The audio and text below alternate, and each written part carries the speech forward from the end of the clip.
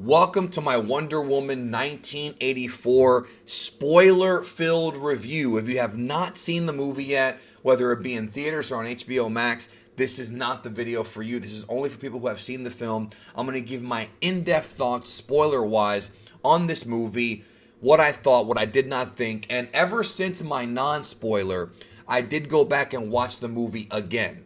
So I have slightly different thoughts in this in this review than I did the first one. Not totally different, but slightly different. And the movie is, well, first of all, okay, wait. Spoiler warning. That's it. We're going to go into it. Okay, here we go. You've been warned. So, I like the movie still.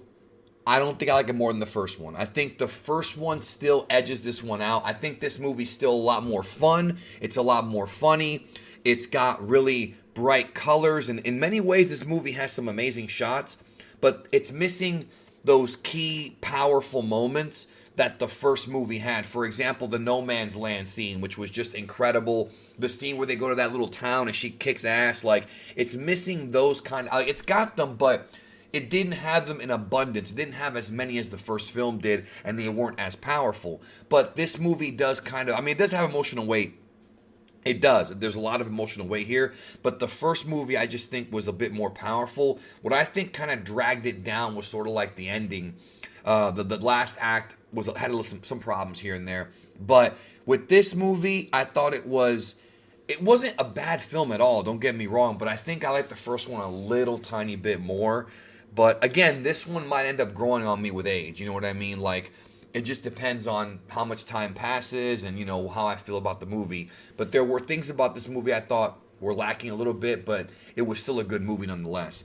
I will say, that the kind of the way that this movie's laid out is pretty damn good. First of all, the opening scene with Diana on the island and whatnot was totally unnecessary. It felt like it was only done because they paid those actors to be in the sequel, and they're like, we gotta do something with them. Let's put them in the beginning of the movie as a flashback. Really had nothing to do with anything except for, I guess, accepting who you are. So it was still useful, but not really necessary. That whole thing, and it's pretty wacky when you think about it. Now, but like I was saying, the movie's structured around really three characters. It's really about three characters, and it sort of reminded me of, and this is going to sound weird, but it reminded me of Dragon Ball Super Broly, how it had Goku, Vegeta, and Broly as the three main characters and kind of their perspectives on things. With this movie, you had Diana Prince, you had Barbara Minerva, and you had Maxwell Lord.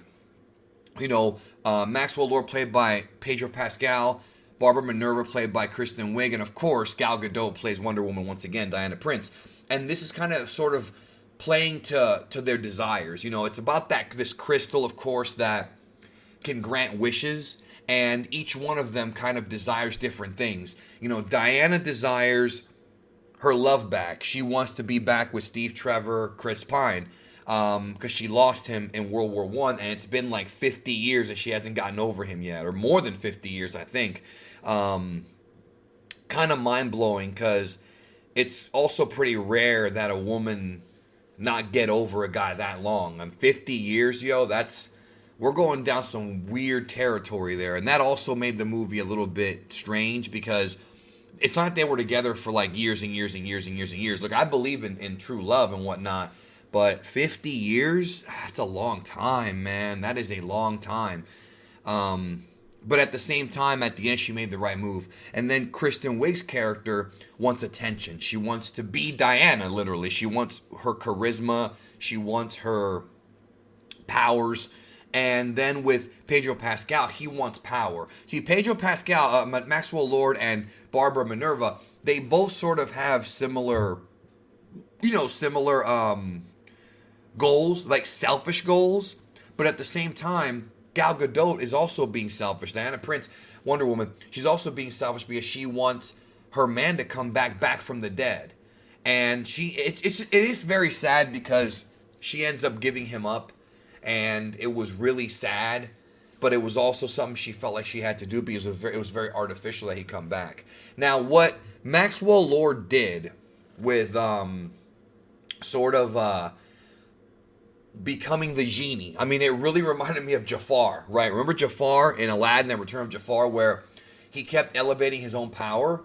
it really did remind me of that. You know what I mean? It really reminded me of that guy just getting more and more greedy. You know, he's able to grant people's wishes, but also he has his own selfish desires that he gets more power as he grants these wishes. You know what I'm saying? So this makes him a very, very interesting character and an interesting antagonist compared to like other, I guess, other movie villains, because this guy has a power that we've never really seen before in like comic book movies. You know what I mean? There's been other movies that have touched on this, but not comic book movies.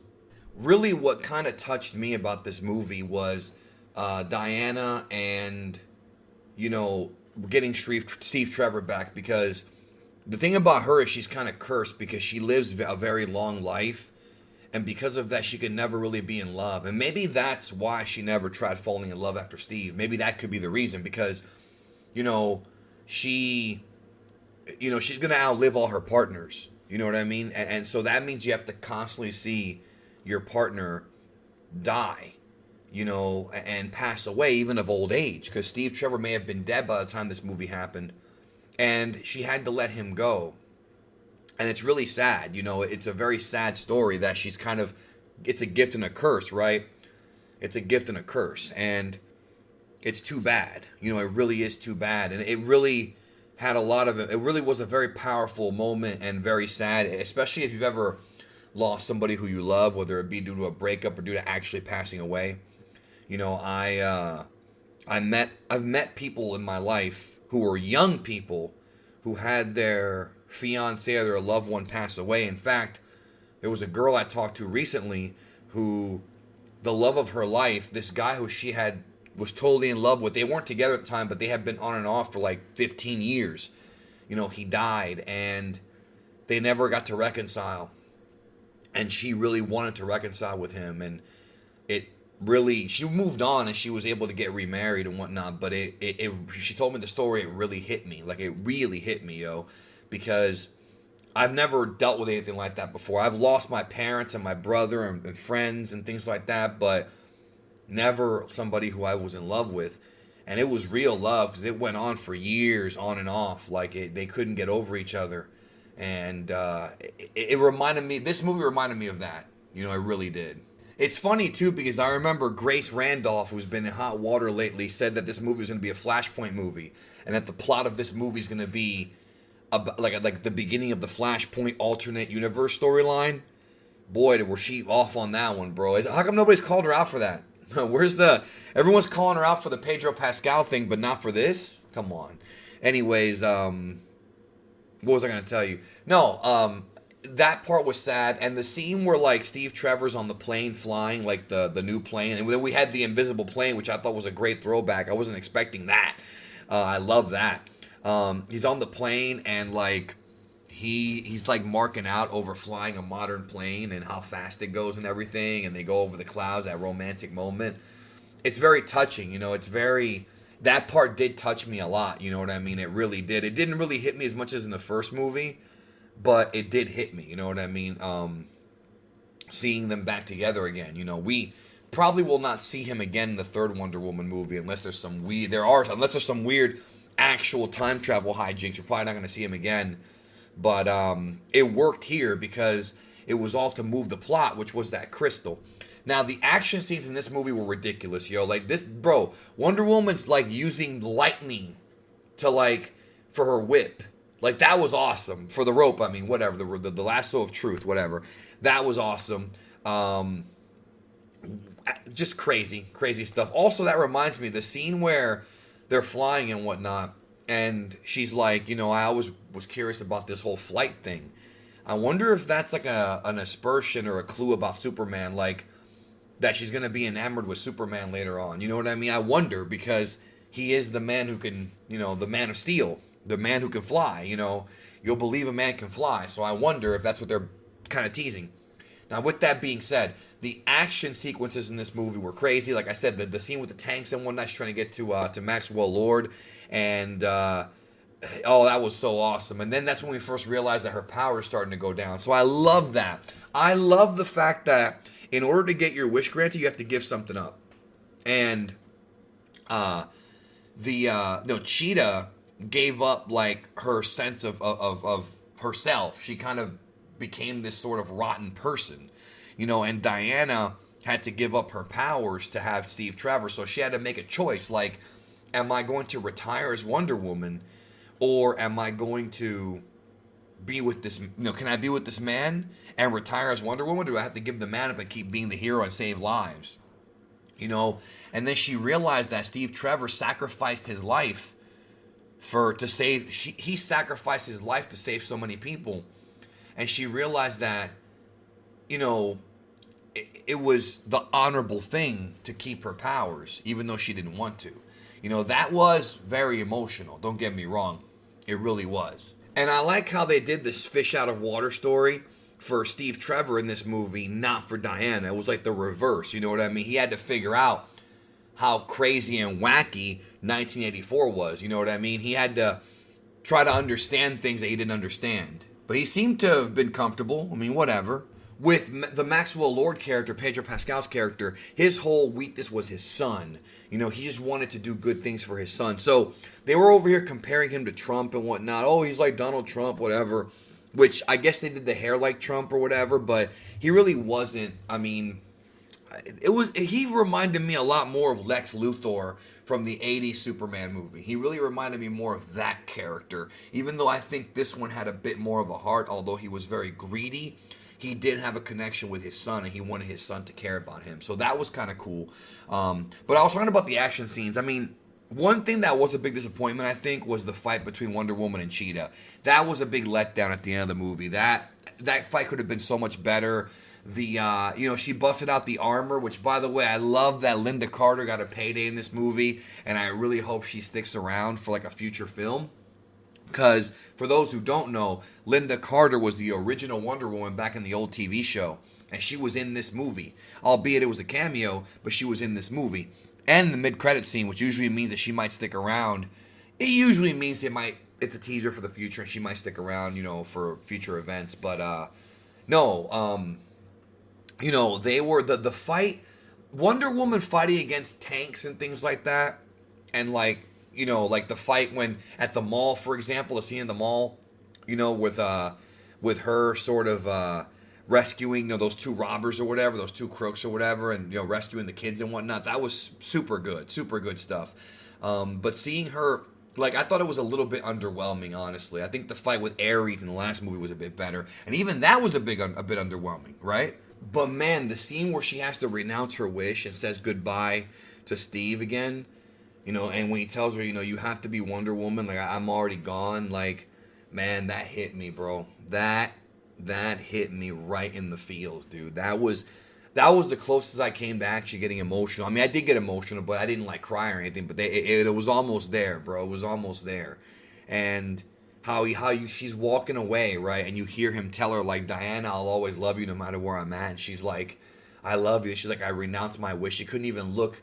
She didn't want to see him disappear. Like, it was just, my God, it was so powerful. Like, to me, that was probably more powerful than, like, his death in the first film, honestly. Even though, like, I know earlier I may have said it wasn't, but I think looking now at it, it kind of was.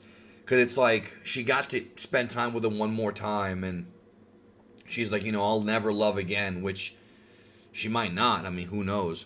But, geez, like, it was just it was very touching, you know what I mean? But like I said, I'm very conflicted on this movie because I do think the first one's slightly better, but not by much. This is a good movie, honestly. It is a good movie. And if I'm being honest with y'all, I'm probably going to flip-flop on this opinion for quite some time. Like, I don't even know, because there are so many highs in this movie, and the first one has a lot of highs too. So this is going to be a tough one. This is going to be a very difficult thing to think about. Which Wonder Woman movie is better? Like, I know some people are going to like the first one more. I'm with you. But there were things about this movie I loved too, And I think ultimately that Cheetah fight really dragged it down because it was a bit of a letdown. When she put the armor on, it kind of looked a bit tacky, honestly. And I don't know. I probably would have preferred her just at full power against Cheetah it was a bit of a letdown, really. And then, like, the end scene where she hooks her lasso to his leg and, like, telepathically tells everybody on Earth to renounce their wish. Like, maybe it's a cynic inside of me. Maybe I'm being very cynical. But I really doubt all of humanity would do that. I really, really doubt it because people are very greedy and very selfish. Human beings are very self-centered. And again, I've lived enough life to know this, and the movie does breed a bit of optimism on that. But if I'm being honest with you, it's just not. And again, it's one of those things where obviously it's a comic book movie. We can't look at realism here, but to me, it was a bit of a stretch that everybody would just denounce their wish when, for some people at least, I mean, what if people wished for, oh, I have cancer and I want to have it cured?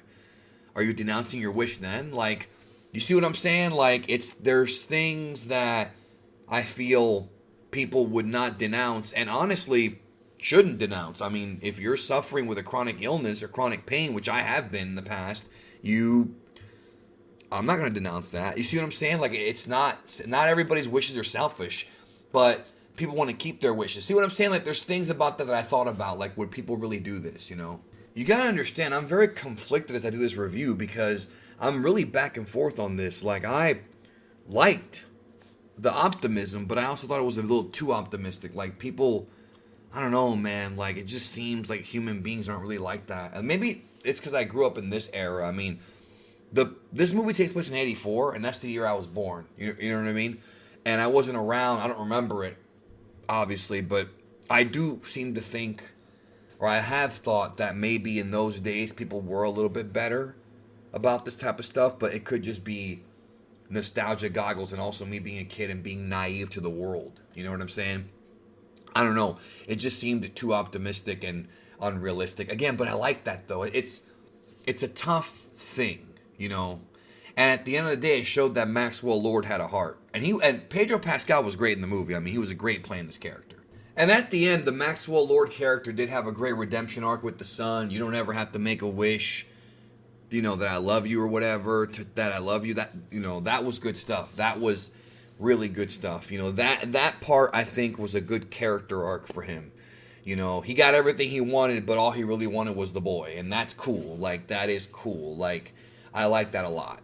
Again, there are things about this movie I love more than the first one. So the best thing to do here is, why even compare? Wonder Woman 84 was a good movie, okay? It was a good movie. Better than the first one. Who really cares? Just go see it and have a good time.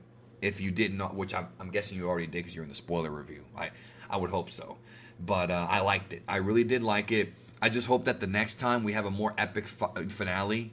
You know, a more epic final boss or whatever, because this one was a bit underwhelming. The build-up to the Cheetah versus Wonder Woman fight didn't really, it just didn't satisfy.